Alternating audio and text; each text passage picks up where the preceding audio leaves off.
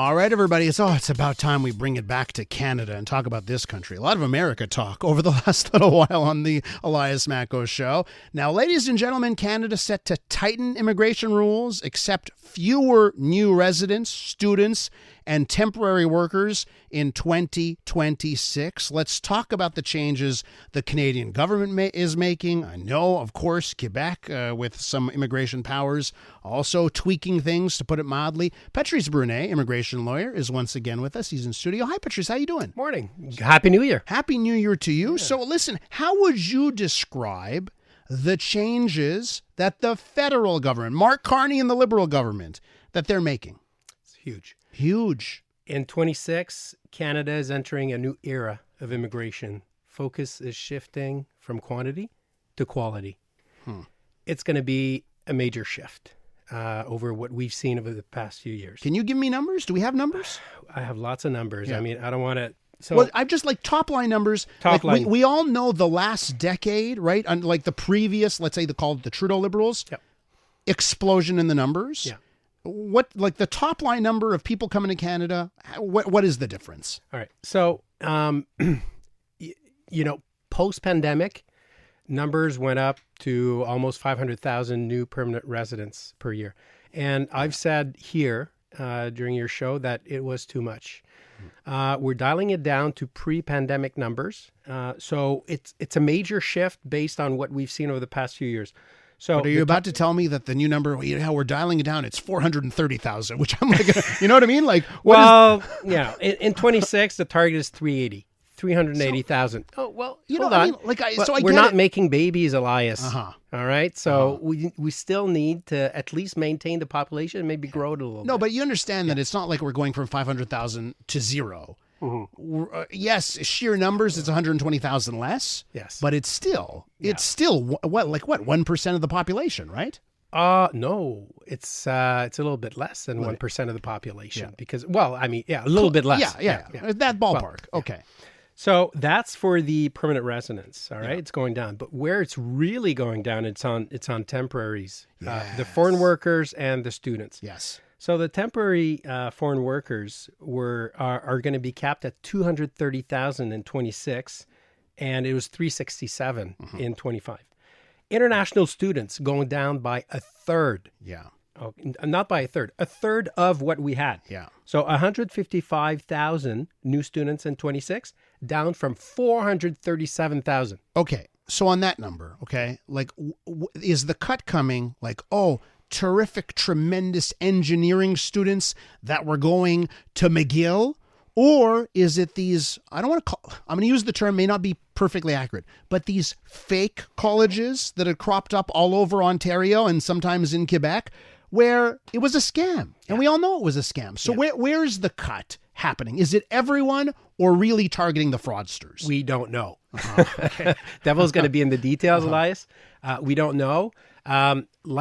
I hope that's where IRCC is going, Immigration Canada is going, and you're right, mostly outside of Quebec, there was a number of fraudulent colleges that were just providing access. They were factory fraudulent mills of diplomas. Yeah. And that's a fact. Yeah. Because there was you could have your postgraduate diploma work permit, and then you could have access to permanent residence. So some people, some crooks, saw an opportunity to make money, and they're closing that door down. Now, the message is sending outside, though, to foreign students is, Canada's closing its doors. So I hope that the universities and the bona fide colleges will be sending the right message and be doing the right recruitment. Like, Patrice, I think that 80% of people would agree with me that we want best and the brightest. We want people that can contribute to the economy. Give me everyone you've got. But I think we've had enough of the fraudsters on the student file, of the people coming here temporarily, and I'm using air quotes because it doesn't sometimes turn out to be temporarily, people going to work at fast food chains. And fast food chains using it as cheap labor and other places using it as cheap labor. For me, it's like, c'est assez. I don't want to see any of that. But so I want to know, like, in your assessment, do these changes crack down on the former or the latter? For students, I think hopefully when they roll out the policy, it'll crack down on it, because the devil's going to be in the details. Yeah. You have to empower institutions like McGill and University of Montreal and U of T. You have to empower them to allow them to make the right selections criteria. We can trust them. But those fly-by-night colleges, they have to be out of business. It doesn't correspond to our values. Hopefully the right message will be out. I think we have the right leader to roll it out. I'm talking about Carney. Carney, okay, yeah. Now, let's shift a little bit to Carney's inspiration for these things, because, housing crisis. I've fished out a report by Stéphane Marion of National Bank. He published a year ago, exactly, January 2024. It's titled "Canada's Stuck in a Demographic Trap," and it points to the recent explosion of immigration, direct correlation to the housing crisis, and the conclusion of that report is really it comes from an economist. So I'm suspecting that Carney read it very attentively, and that's what inspired him to bring those policies. So I wonder, it goes to the top there, because we had years and years and years of a Liberal government that said they're not related.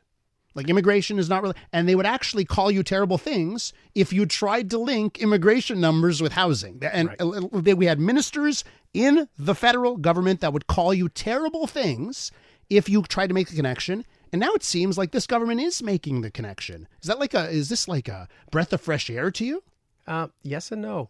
Because was that a mistake to open the doors? We're not making enough babies in Canada. After the pandemic, and the same report says that Canada avoided a recession in late 2023 thanks to population growth. Yeah. And projected among the top performers in G7. But at what cost? Because a lot of people would say that led to lower wage growth. Like, for the people that are here, when you have so much immigration, it lowers people's pay, right? So I think that's the other side of this. Like, is getting the number right, because too much has a downward effect on wages. You're right. So the GDP per capita went down. Went down. Exactly. So, yeah. But is that a product of the coming out of the pandemic? Yeah. During the pandemic, prices exploded. So just mathematically, it's normal that GDP per capita would go down a little bit afterwards just to stabilize it. Yeah. The question is, when you're closing the doors massively on temporary immigration, what is going to be the side effect? If a doctor prescribes you a medicine, they'll give you what the side effects potentially will be. We don't know what the side effects will be of the massive reduction of temporary foreign workers. And not all side effects are negative. There's positive side effects and negative side effects. That's right. Well, yeah. So if you reduce massively the immigration and the salaries go up, what happens? Inflation goes up. Yeah. Inflation goes up. That will be reflected on the housing markets as well. It'll translate also into reduction of the productivity in the companies. I'm a lawyer. I'm not an economist, by the way. I take a keen interest in this. Can I just add, we're with Patrice Brunet, immigration lawyer. We're talking about changes, Canadian immigration policy changes for 2026. You must have a fear that there is like I was mentioning before, we want the best and the brightest. Is there a risk here where we are going to be shutting the door on immigrants, that everyone would be in agreement, like, oh, we want more of that type of immigrant? Is that a real risk here? The risk is the reputation, because those changes are brought very suddenly. And again, since the beginning of this interview, we're just talking about the Canadian policies. We're not talking about the Quebec policies that is also sending a message. So what's changing on the Quebec side of things for this year? Is anything changing? Well, nothing's been announced. Yeah. I mean, we're talking today about the Canadian changes. The Quebec changes we've addressed during the fall, and that's still rolling out. The Cut the PEC program, the PEQ program. They're rolling out the PSTQ. They shut down until next June the Family Reunification program. That's a big thing. So the message that we're sending out is that people are distrusting the immigration process in Canada. So are we still going? We're still going to attract people, of course. Are we still going to attract the best and the brightest? Yeah. We'll talk in 5 years. To me, the question is, we're going from 500,000 to 380. I think those are the numbers, the top line numbers. Like the 120 that won't come now because of that. Yeah. Like, what type of people are we talking about? I mean, honestly, like, are they people with degrees and ready to go, easy to integrate? Or are we talking about people that are not easy to integrate and don't have degrees? Like that's, I'm trying to get to that. I guess we don't have the answer there. We don't have the answer. And I wouldn't be prepared to say that the 500,000 that we had were not the right people to have. I think that, the world population is vast enough for us to be able to attract the best and the brightest, whether it's 380 or 500,000. Yeah.